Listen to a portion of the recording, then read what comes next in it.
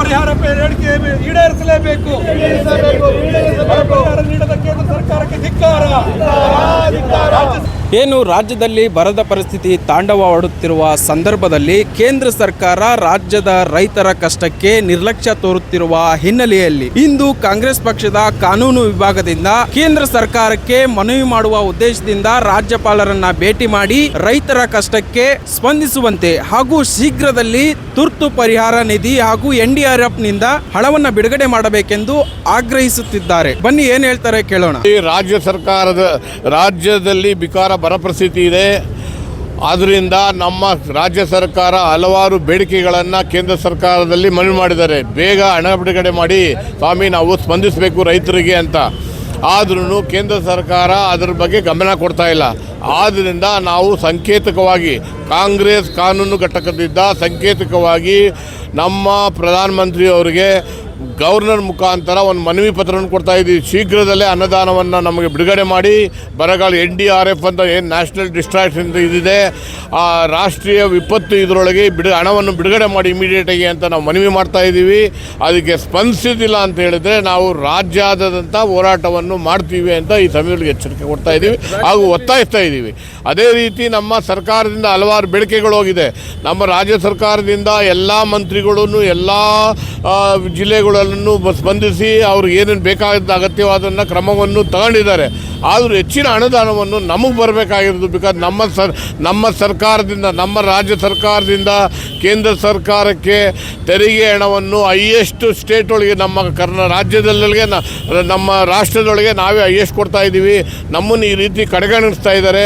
ಅದನ್ನು ನಾವು ಖಂಡಿಸ್ತೀವಿ, ಹಂಗೆ ಒತ್ತಾಯಿಸ್ತೀವಿ. ಬೇಗ ಹಣವನ್ನು ನಮಗೆ ಬಿಡುಗಡೆ ಮಾಡಿ ಅಂತ ಕೇಳ್ತಾ ಇದ್ದೀವಿ. ರಾಜ್ಯದಲ್ಲಿ ಇಷ್ಟೊಂದು ಜನ MP ಪಾರ್ಲಿಮೆಂಟಲ್ಲಿ ಧ್ವನಿ ಎತ್ತಾ ಇಲ್ಲ ಅನ್ನುವಂಥ ಒಂದು ಮಾತು ನಾವು ಪಾರ್ಲಿಮೆಂಟ್ ಒಳಗೆ ರೀಸೆಂಟಾಗಿ ನಿಮಗೆಲ್ಲ ಗೊತ್ತಿರಬೇಕು, ನಮ್ಮ ಪ್ರೈಮ್ ಮಿನಿಸ್ಟ್ರು ಇದ್ರ ಬಗ್ಗೆ ಒಂದು ನಿಯೋಗವನ್ನು ಮಾಡಿ ಎಲ್ಲ ನಮ್ಮ ಸೆಂಟ್ರಲ್ ಗೌರ್ಮೆಂಟ್ ಮಿನಿಸ್ಟ್ರುಗಳನ್ನೆಲ್ಲ ಕನ್ಸರ್ನ್ ಮಿನಿಸ್ಟ್ರುಗಳನ್ನೆಲ್ಲ ಮಾತಾಡಿ ಅದ್ರ ಜೊತೆಗೂ ಕರೆಸ್ಪಾಂಡೆನ್ಸು ಲೆಟ್ರುಗಳನ್ನೆಲ್ಲ ಬರೆದಿದ್ದಾರೆ. ಅದಕ್ಕೆ ಅವ್ರು ಸ್ಪಂದಿಸಿಲ್ಲ. ಆದ್ದರಿಂದ ನಾವು ಕೇಳ್ತಾ ಇದ್ದೀವಿ, ಅಕಸ್ಮಾತ್ ಕೊಟ್ಟಿಲ್ಲ ಅಂದರೆ ನೆಕ್ಸ್ಟ್ ಟೈಮು ನಾವು MP ಯಾರು ನಮ್ಮ ರಾಜ್ಯ ಸರ್ಕಾರದಿಂದ BJP MP ಗೆದ್ದು ಅವರೇನ ಅದಕ್ಕೆ ಸ್ಪಂದಿಸಿ ಡಿಮಾಂಡ್ ಮಾಡಿಲ್ಲ ಅಂತ ಹೇಳಿದರೆ ಅವ್ರ ಬಗ್ಗೆನೂ ನಾವು ಹೋರಾಡ್ತೀವಿ ಅನ್ನೋದು ಈ ಬಗ್ಗೆ ಹೇಳ್ತೀವಿ. ಸರ್, ಅವ್ರಿಗೆ ರೈತರ ಬಗ್ಗೆ ಕಾಳಜಿ ಇಲ್ಲ.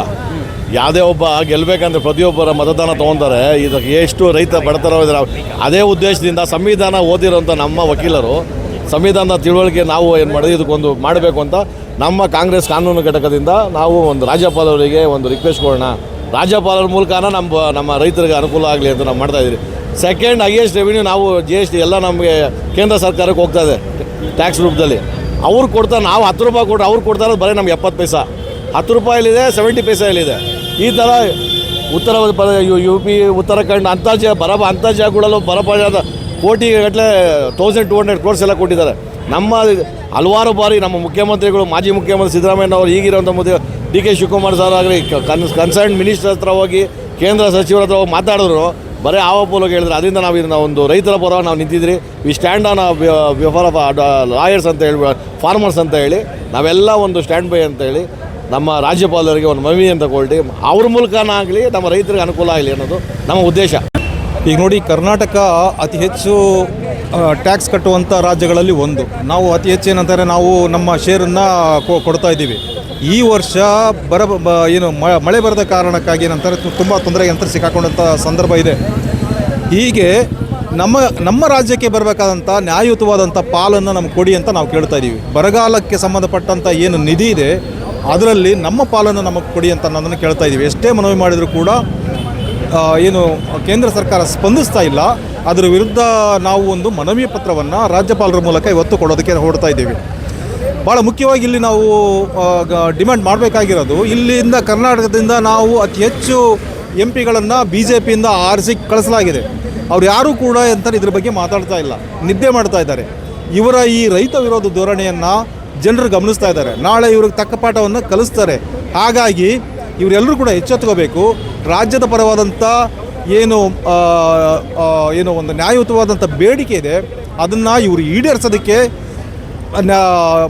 ಪ್ರಾಮಾಣಿಕವಾದಂಥ ಪ್ರಯತ್ನವನ್ನು BJPಯ MP ಅದರಲ್ಲಿ ಏನಂತಾರೆ ಮಾಡಬೇಕು ಅಂತ ನಾವು ಒತ್ತಾಯವನ್ನು ಮಾಡ್ತಾ ಇದ್ದೇವೆ.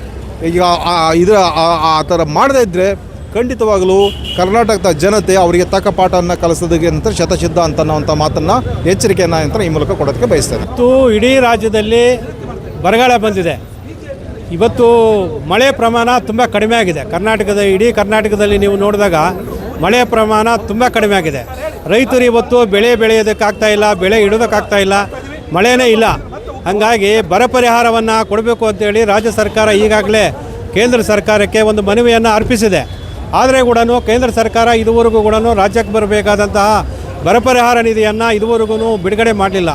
ಹಾಗಾಗಿ ಇವತ್ತು ನಾವು ಕರ್ನಾಟಕದ ಪ್ರದೇಶ ಕಾಂಗ್ರೆಸ್ಸಿನ ಕಾನೂನು ಘಟಕದ ವಕೀಲರೆಲ್ಲ ಸೇರಿ ಇವತ್ತು ರಾಜ್ಯಪಾಲರ ಮುಖಾಂತರ ನಾವೊಂದು ಮನವಿಯನ್ನು ಕೊಟ್ಟು ಕೇಂದ್ರ ಸರ್ಕಾರವನ್ನು ಒತ್ತಾಯ ಮಾಡೋದಕ್ಕೆ ಇವತ್ತು ನಾವು ಪ್ರೊಟೆಸ್ಟ್ ಮಾಡ್ತಾಯಿದ್ದೀವಿ.